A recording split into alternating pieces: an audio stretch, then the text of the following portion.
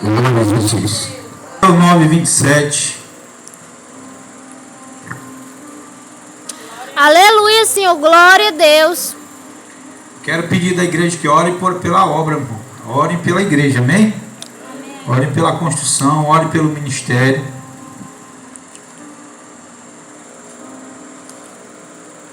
Quem achou, diga um amém.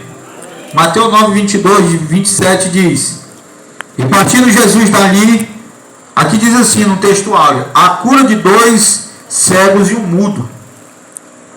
E partindo Jesus dali, seguiram 2 cegos, clamando e dizendo: Tem compaixão de nós, filho de Davi. E quando chegou a casa, os cegos se aproximaram dele. E Jesus lhe disse-lhes: Credes vós que eu possa fazer isto? Disseram-lhe eles: Sim, Senhor. Tocou então os olhos dele, dizendo: Sejai-vos feitos segundo a vossa fé. E os olhos se lhe abriram, e Jesus ameaçou-os, dizendo: Olhai que ninguém os saiba. Mas tendo eles saído, divulgaram a sua fama por toda aquela terra. Havendo-se ele retirado, trouxeram-lhe um homem mudo e endemoniado.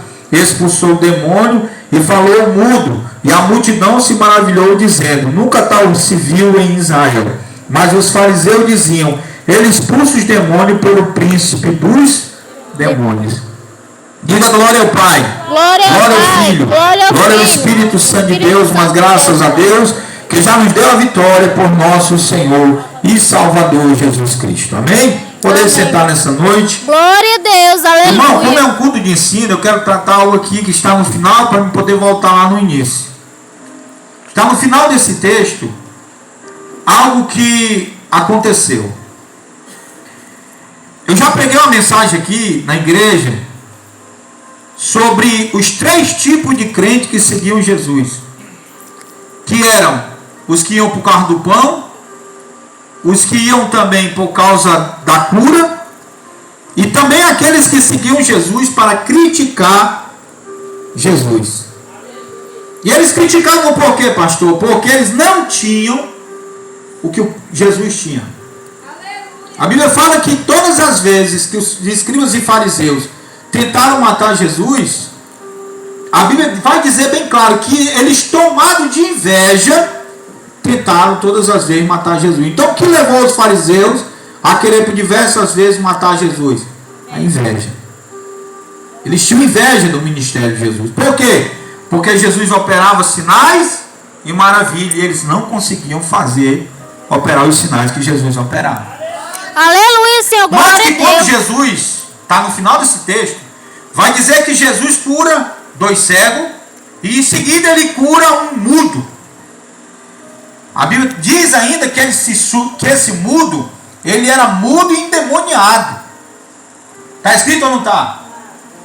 Quando ele cura, a Bíblia fala que os fariseus, os escribas e fariseus, começam a indagar e dizer: ele expulsa demônio por Belzebu, príncipe dos demônios.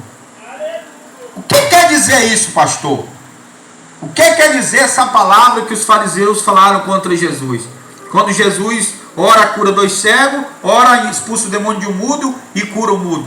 Quer dizer que eles estão cometendo um pecado, igreja. Um pecado que não há perdão. Não há perdão. Que pecado é esse, pastor Helder? É o pecado da blasfêmia. A Bíblia diz que não há perdão. Não há perdão o pecado da blasfêmia. Nem nesse mundo, nem no porvir. Todo tipo de pecado é perdoado. Paulo ainda diz assim, que há pecados para a morte. Está escrito isso na epístola de Paulo. Que há pecados que é para a morte e há pecados também que não é para a morte. O pecado para a morte, um dos pecados que é para a morte, é o pecado da blasfêmia. Ele não tem perdão nessa vida e nem no porvir. Então o que é o pecado da blasfêmia, pastor Helder? É você atribuir uma obra do Espírito Santo ao diabo. É alguém falar com você, ou usar alguém dentro da igreja. Aleluia, Senhor, você, glória a Deus. Na sua ignorância dizer, é o diabo. E se não for? E se for Deus falando? Porque muitas das vezes, irmãos, a gente queremos julgar o vaso. A condição do vaso. Aleluia, Senhor. Glória a Deus. É ou não é? Irmão, me diga uma coisa. O salmista ele diz assim: Senhor, se tu observares a iniquidade do homem. Iniquidade não está falando de pecado, está falando de iniquidade. Senhor, se tu observares